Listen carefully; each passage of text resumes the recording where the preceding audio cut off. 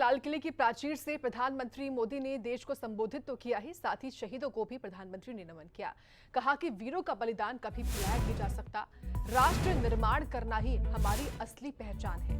प्रधानमंत्री मोदी ने आज वीर सूरवीरों को याद किया है, जिन्होंने देश को आजादी दिलाने में अहम भूमिका निभाई।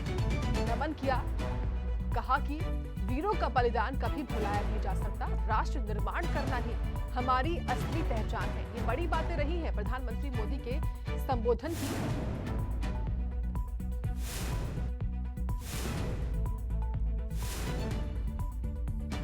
असहयोग का आंदोलन, सत्याग्रह की मूवमेंट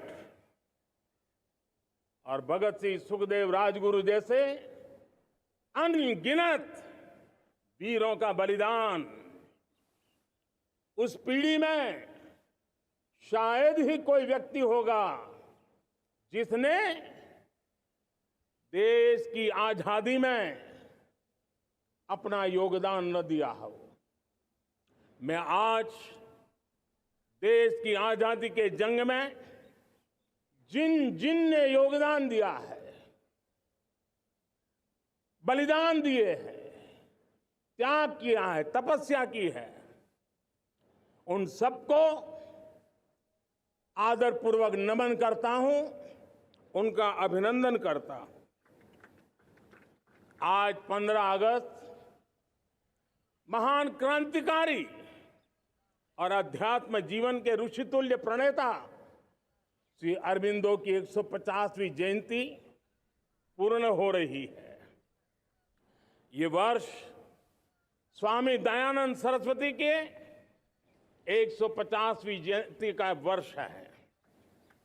ये वर्ष रानी दुर्गावती के 500वीं जन्मशती का बहुत ही पवित्र अवसर है, जो पूरा देश बड़े धामधूम से मनाने वाला है।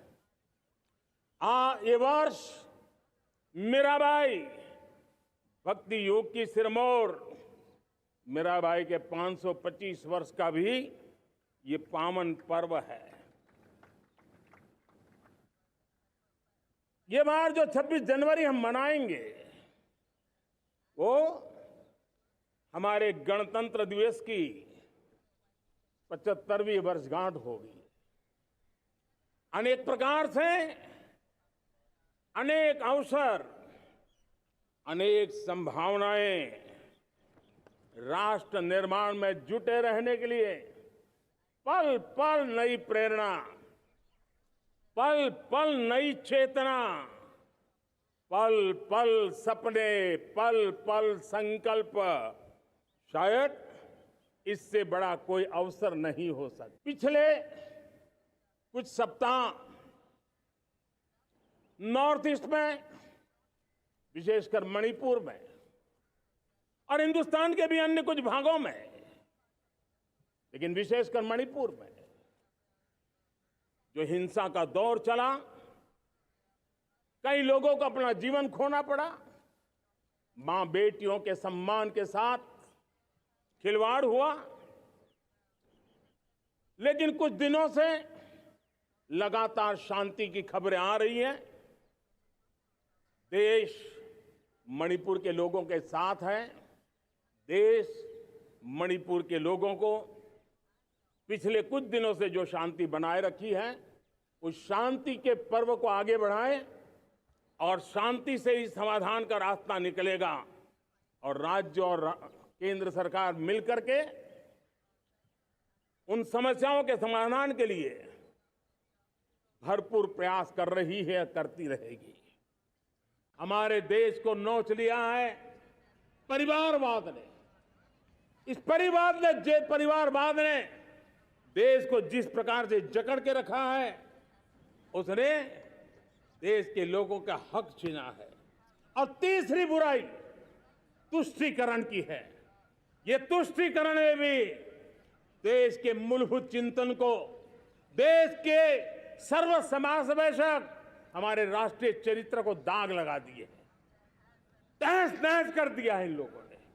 और इसलिए मेरे प्यारे देशवासियों, इसलिए मेरे प्यारे परिवारजनों, हमें इन 3 बुराइयों के खिलाफ पूरे सामर्थ्य के साथ लड़ना है। भ्रष्टाचार, परिवारवाद, तुष्टीकरण, ये चुनौतियां हमारे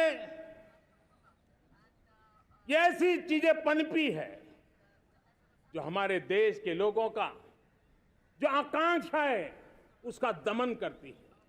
हमारे देश के कुछ लोगों के पास जो छोटा मोटा सामर्थ्य है उसका शोषण करती है।